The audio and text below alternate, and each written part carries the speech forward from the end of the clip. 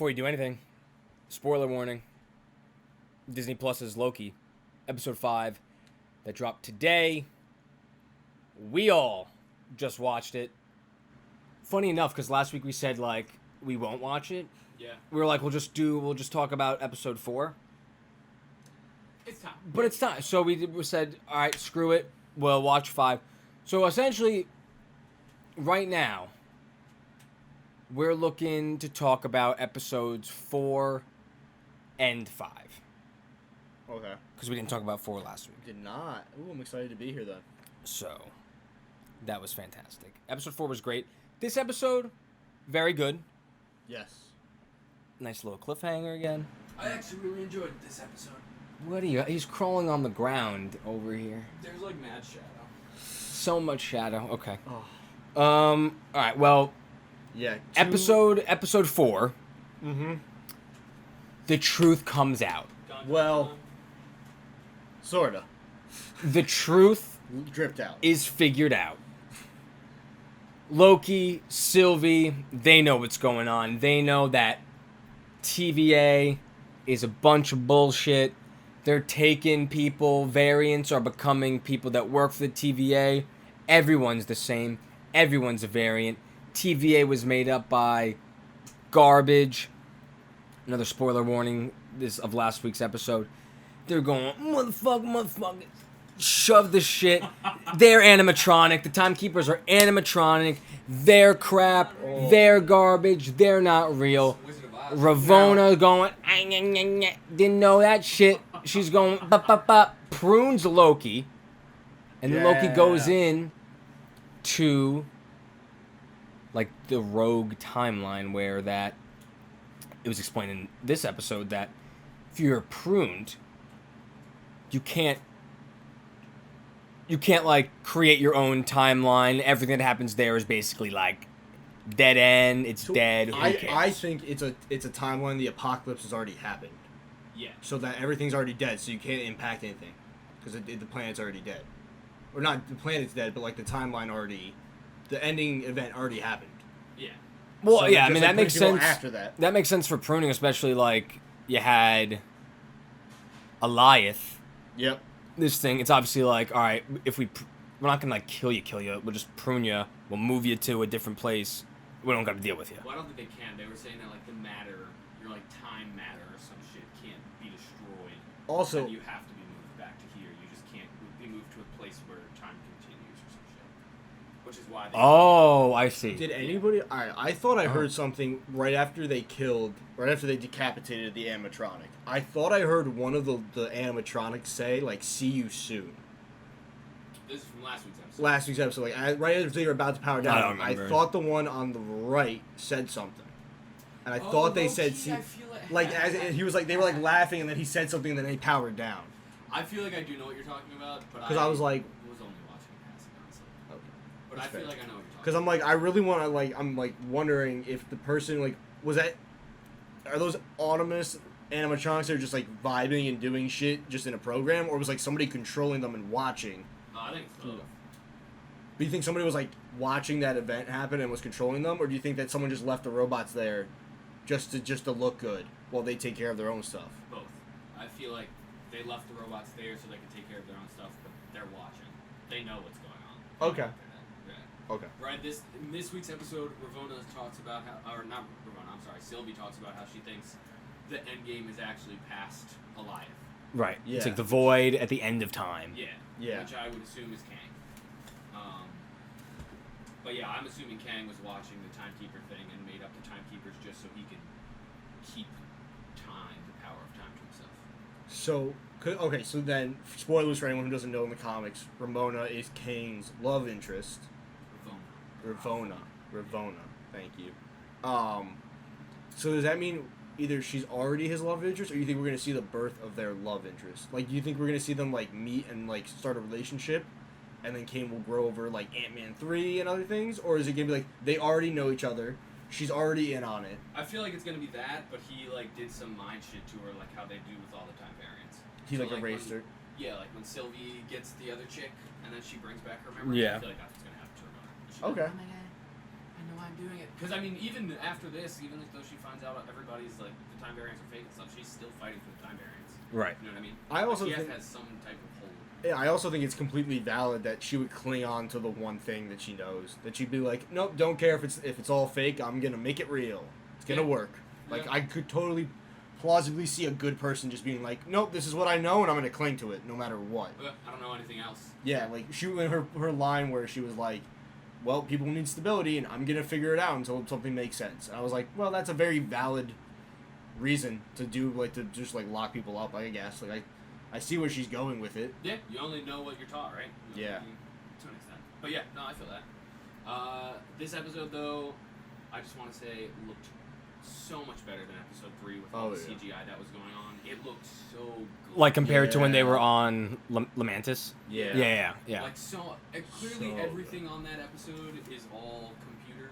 Clearly everything in this episode is all computer. Right. But there's such a dichotomy of it. It might have been like the colors that they were using or something, but it looks so good.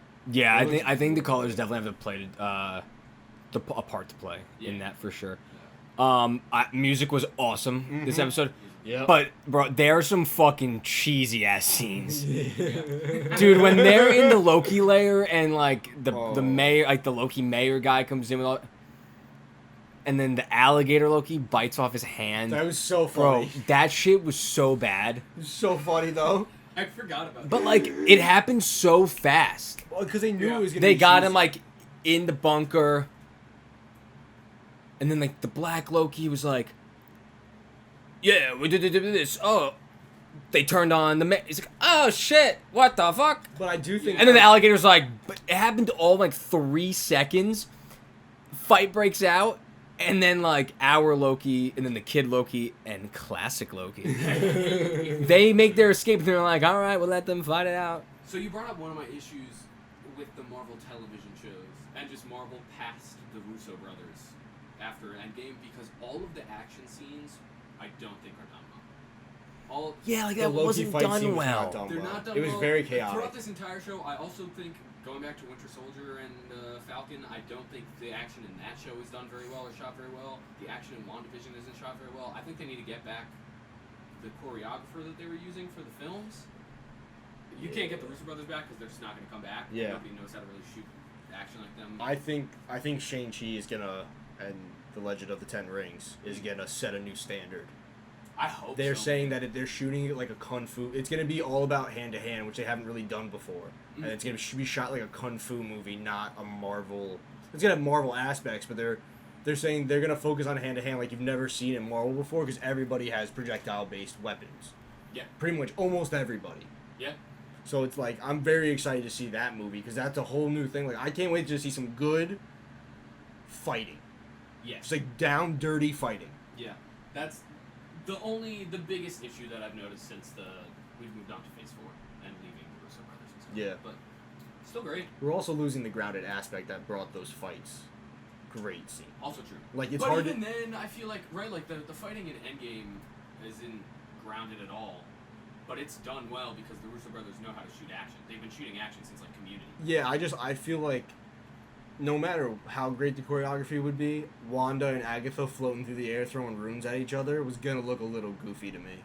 Yeah, no. Like there's so much only like with now if you want to talk about like with Loki with hand to hand combat, that's a very valid argument. They're stabbing, they're doing like that should be much better. But even like WandaVision, I'm kind of like, yeah, my suspension of disbelief is a little broken because I know it doesn't look like they're flying. It looks like they're standing there in T-pose, moving around. Do you know what I mean? Like it doesn't look like they're controlling themselves. It kind of looks like someone's controlling them. Right. Yeah. Not with that. But back to this episode. Classic Loki is the absolute hero for me. The OG. The we got a lot OG. of we get a lot of comic stuff in this episode. Classic Loki suit. We The get Thanos- Frog Thor. Thanos Thanos copter. helicopter. Yeah, which love is that. Dope. Yeah, and then I'm assuming they're working towards Young Avengers because Kid Loki still survives. Yeah, I'm assuming. I think, and also you have Isaiah Bradley. Yeah. And Wiccan and Speed. Yep. And Kate Bishop is supposed to be in the Hawkeye show. Yep, and Miss. the young Marvel, right? The young Marvel girl. Oh, you're talking Miss Marvel? Yeah, So I wouldn't be surprised if they added her, but no. I think they might. What's her name? she's kind of like Captain America, but not really. She's supposed to be in the Doctor Strange movie. I forget her name. I'm not sure. But yeah, I think they're setting up Young Avengers very well. Yeah, I think it's gonna be With cool. these shows so far. Yeah. I also think the whole point of this show is revealed. Like, you know, Marvel shows always have a moral to them or whatever. Like, you know what I mean? Like, there's always like a message that we can sell because it is a Disney company. Yeah. And Loki said it in this one. Is that like I think it's all gonna be about they're more powerful than they realize. That's gonna be the whole overall message. So episode 6 is gonna be about Sylvie and Loki are so powerful they didn't realize what they could do together, and that if you just believe in yourself, you can do great things. Yeah. I don't like potential. Yeah. I can see it. Because when he said that, like, I was like, wow, that was really on the head. He was like, how is he doing it? He could do more than you. We could way more powerful than you ever thought. And it's like, Yeah, it's a show. It's a show of realizing and yeah, it's like pause, wait for claps. realizing your potential and Yeah. realizing and family, Family. realizing and caring and realizing all those good things. Good episode though. Mobius comes back. Yeah. Not that we thought he would actually be gone. I mean, but 30 see you later, Loki. That was bad. Owen Wilson was like he really committed to that like twanginess of his character's voice. So he left. He took the pad. Yeah. Yeah. It's gonna be like that half and half. I think you're gonna see Mobius and B-15 or 13, the black 13, it's the black 13. the black girl. Yeah.